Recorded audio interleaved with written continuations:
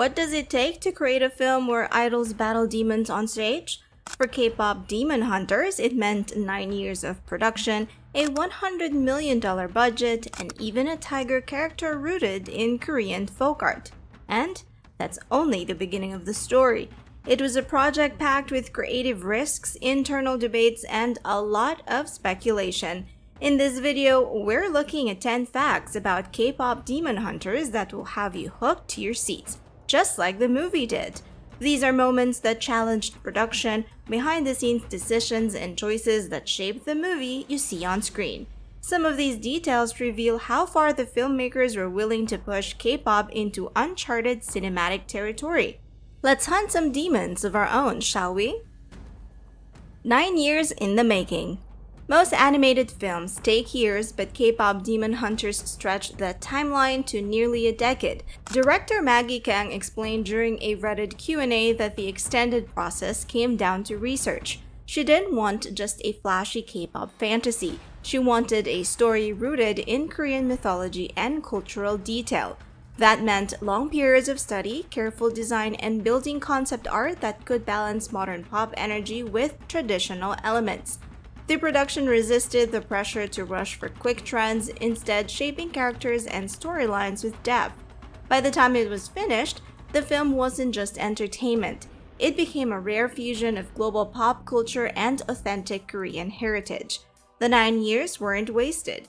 They're part of why the film feels both visually inventive and thematically layered, with roots in folklore that don't often get spotlighted in mainstream cinema. The missing Rumi and Jinu kiss. Fans who love the emotional connection between Rumi and Jinu might be surprised to know their romance was originally more intense. In early versions of the movie, the two characters nearly shared a kiss. It was an intimate moment that would have added a full K-drama style spark, but that sequence was removed before the final cut. When asked why, director Maggie Kang offered a simple explanation. Restraint sometimes leaves a stronger impression than direct romance. The choice reflects a storytelling tradition in Korean dramas where tension and subtle emotion often feel more powerful than overt affection. Interestingly, fans continue to speculate on what this missing moment would have meant for the characters and their possible return in a sequel. While the future of Rumi and Jinu as a couple remains unknown, the cutscene adds another layer of intrigue to their storyline. Arden Cho's switch from Celine to Rumi. Voice actress Arden Cho brought depth and vulnerability to Rumi, but the role wasn't her original goal. She first auditioned for Celine, the experienced mentor character. During the casting process, however, director Maggie Kang encouraged her to try out for Rumi instead. The decision turned out to be pivotal.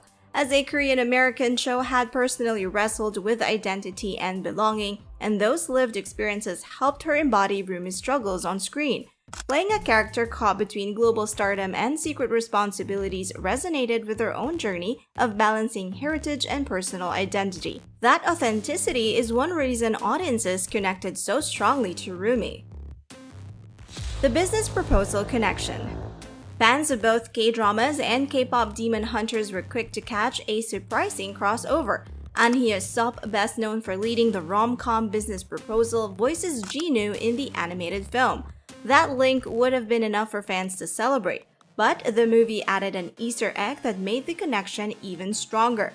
During a key emotional scene, the soundtrack plays Love Maybe, a song originally tied to business proposal. The choice immediately triggered recognition among drama fans, almost as if the worlds had overlapped for a moment. Later, Hye-sop admitted on Instagram that he didn't expect the original track to appear and was amused by how it was used. For viewers, though, the moment felt intentional.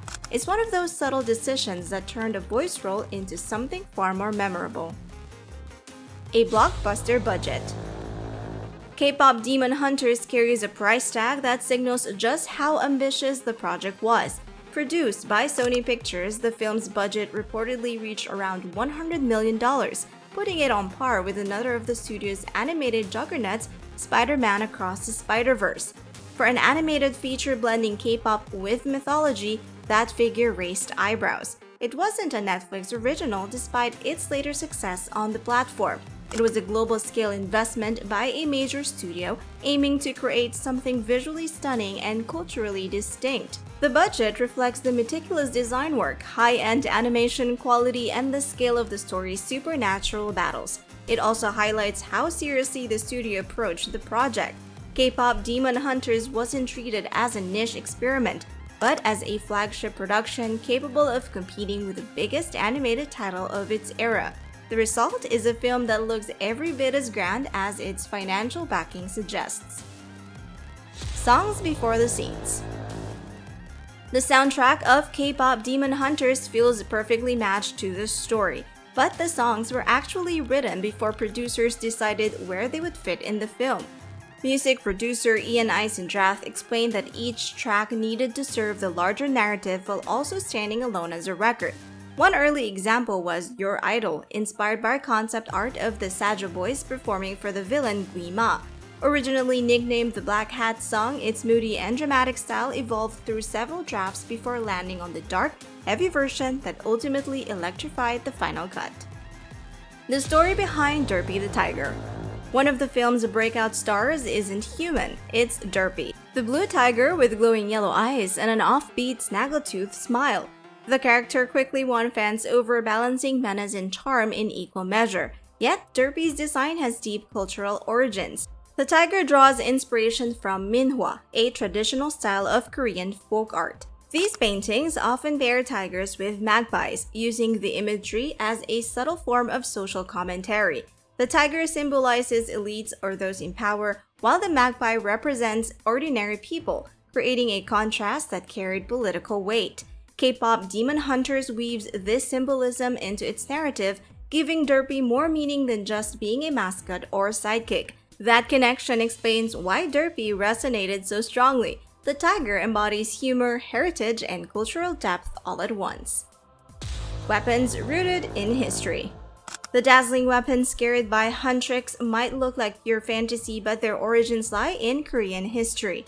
The creative team studied traditional artifacts, drawing inspiration from shamanistic culture and historic weaponry. Some blades echo the style of Joseon-era swords, while others recall the intricate craftsmanship of ancient Gaia designs. The decision wasn't only aesthetic, but a way of grounding a modern fantasy tale in real cultural heritage. These details bring authenticity to the film, giving the weapons more weight than ordinary props. For Korean audiences, the connection feels familiar. For international viewers, it becomes an introduction to a tradition not often seen in animated blockbusters. This blending of history and imagination gave Huntrix's arsenal a unique personality. It entertained globally while paying tribute to centuries of Korean artistry and spiritual belief. Sparking the Norige trend. Among the cultural symbols highlighted in Kpop Demon Hunters, the norige stands out for the unexpected trend it inspired. Traditionally, a norige is a decorative accessory worn with a hanbok, meant to symbolize beauty, prosperity, and spiritual protection.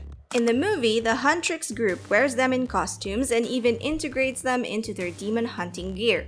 This reinterpretation caught the attention of viewers around the world, many of whom wanted to experience the tradition firsthand. After the film's release, norige workshops began gaining traction, offering people the chance to design personalized versions of the accessory. In fact, Incheon International Airport hosted a norige making pop-up, bringing travelers directly into the cultural practice. What was once considered a traditional adornment found new life as a global fashion and cultural touchpoint, all sparked by its striking use in an animated film about idols and demons. The Saja Boys' shared body with one exception. The rival boy band in Kpop Demon Hunters may seem visually distinct, but look closely and you'll notice something unusual. Most of the Saja Boys share the exact same CG body model. The exception is Abby Saja, whose design immediately stood out to audiences. Director Maggie Kang explained that his physique was intentionally bulked up by about 20%, giving him a stronger, more muscular frame than contrasted with the rest of the group, and helped explain his fan favorite status. Another standout, Mystery Saja, drew from anime tropes, with his face hidden behind a curtain of hair to create a more enigmatic aura. This design choice created a sharp contrast with Huntrix, the central girl group. For them, every member was built with unique body types and expressions, reinforcing individuality and style. Kpop Demon Hunters proved that a movie can blend K-pop stardom, folklore, and cinematic ambition into something unforgettable. From hidden romances to historic weapon designs, every detail carried meaning far beyond the surface. And just like our stars stepping off the stage into the shadows, that's where we leave it.